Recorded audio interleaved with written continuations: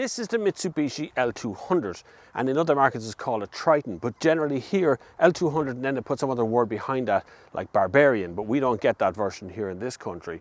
Also in this class is the two really good ones that I particularly like, which is the Volkswagen Amarok and Ford Ranger. Both of those cars are exceptionally well built and put together. You could even throw in a SsangYong Musso, which is in this segment as well. So this is a really tough segment for this car to operate in. It is a very interesting market for these at the moment because we are looking at hybrids and electrics and PHEVs, and this is just a straight 2.2 litre diesel.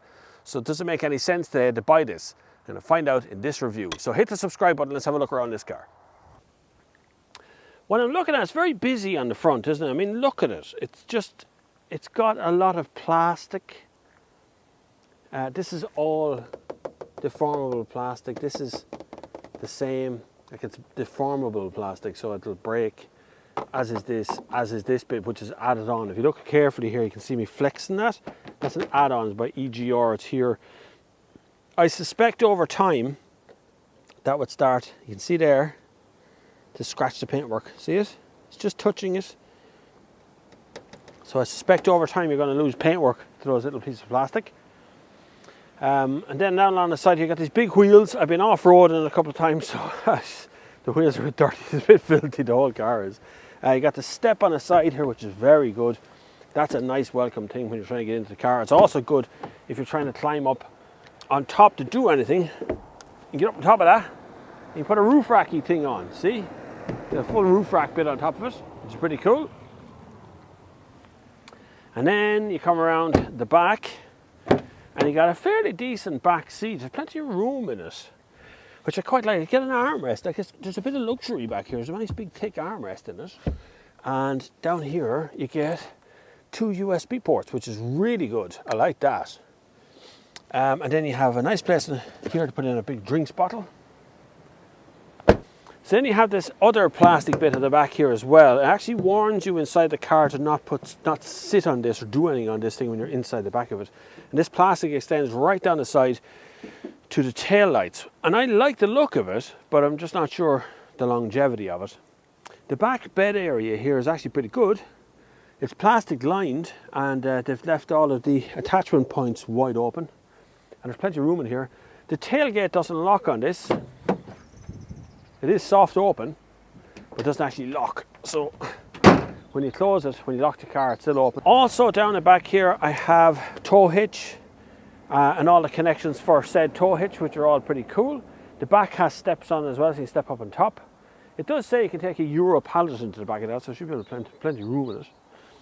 The front, inside, is actually quite pleasant. Plenty of room in here, plenty of space. You've even got, there's my hand sanitizer, look. You've even got a big cubby hole in there for stuff as well, which is quite good. 6-speed box, place to put your phone. A lot of blank buttons, obviously not spec'd up stuff. And then in here, a nice big glove box.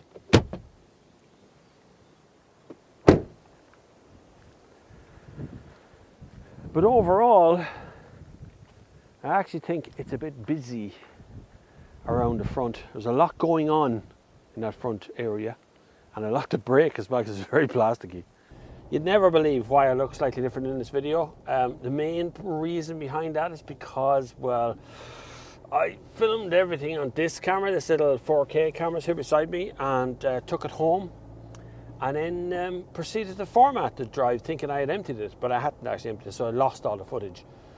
So the problem I really have with the L200 is not so much the vehicle. It's a really good, capable, honest, hard-working machine. Now it is ever so slightly smaller, in load capacity anyway at least, than the Volkswagen Amarok and the Ranger, but they've given over what feels like more room in the cabin. I feel quite big. I can chill out, take it easy. They've also added Apple CarPlay and Android Auto on this brilliant touchscreen, really good. Very honest little touchscreen. It works very well. It's very quiet on the drive. Now I know under acceleration, obviously there's a 2.2 litre diesel there. Will sound like a diesel because it is. It is a big diesel. 6-speed box. Fifth feels a bit weird, I have to say. It feels like there might be something slightly wrong with fifth gear. Not sure what it is. it's kind of, you know, when you pull back into fourth, then you want to go into fifth, it feels like you're going back into third. Just doesn't want to go over that way. Not a big deal. I have two-wheel drive high, four-wheel drive high, and then I have differential locks and things I can put on. I've got downhill descent on this one as well. So it's got all the kit. Now there is a list of blank buttons across here that are all the spec that was not spec'd on this car. I really think this is what Mitsubishi does very well, is these kind of big 4x4 yokes. And I have a good soft spot for the Outlander as well, even though I know it's a PHEV and you know it has a mix. It's got kind of like 3 engines, but that's an alright car, the Outlander, as a family vehicle. This could also duplicate for a family vehicle. The only problems, of course, come when you actually want to put something into the boot. It's not really a boot. It's just a place to put things.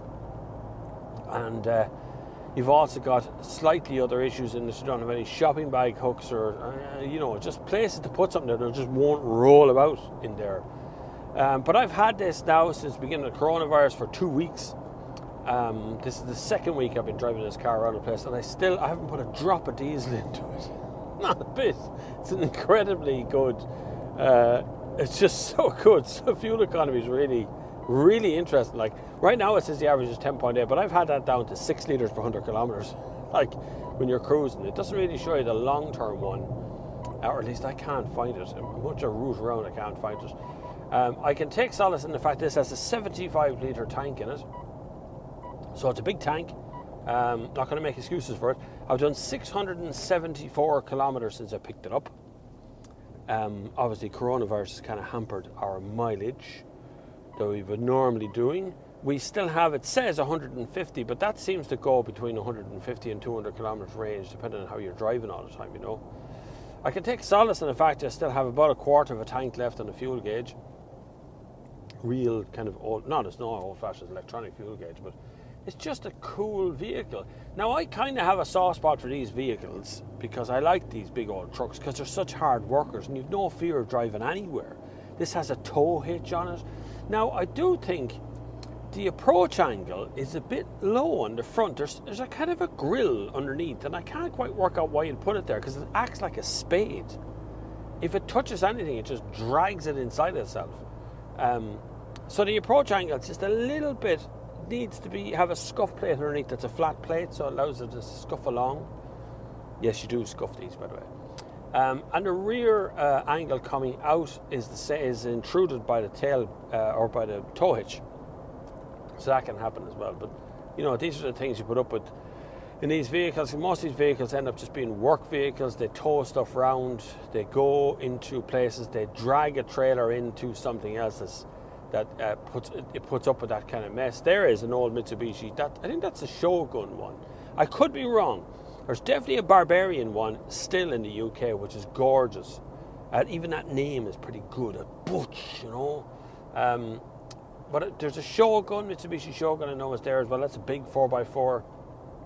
There was another few brand names as well that they seem to get rid of in favour of just calling this the L200, which I'd like to see them call it something a little bit heavier duty. In the big debate, would I buy this? If I was in the market for one of these kind of cars, which one would I actually buy? And I have to say, for looks wise and a feeling of nice driving, I like the Ranger.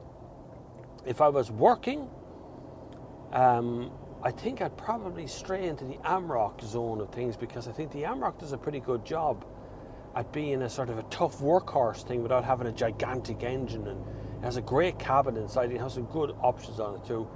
But the Ranger for me is the one I think I would probably be happiest in. I know there's the Ford Ranger Raptor, my favourite all-time stupid vehicle of all time is the Ranger Raptor. I love it. But this would come in, it's a great workhorse, brilliant, but you'd have to split hairs to find out which one is the better one. I think I'd rather have Mitsubishi under me for reliability and for just sheer toughness compared to the Ford or the Volkswagen. Now, I know there's other ones in there as well. There's a load of different models in there as well, but realistically, they're the kind of three that I would put into being in the same category as each other. Right, that's it. Thank you very much for watching. Hopefully you've hit the subscribe button at this point and you have learned what you need to know about the Mitsubishi L200. I was going to say Barbarian, but L200. Hit the subscribe button, hit the like button, leave me comments down below. Let me know if you're doing okay in this time of viruses. Wash your hands, social distancing, all that sort of stuff. Take care, and until the next time, I will see you on the far side.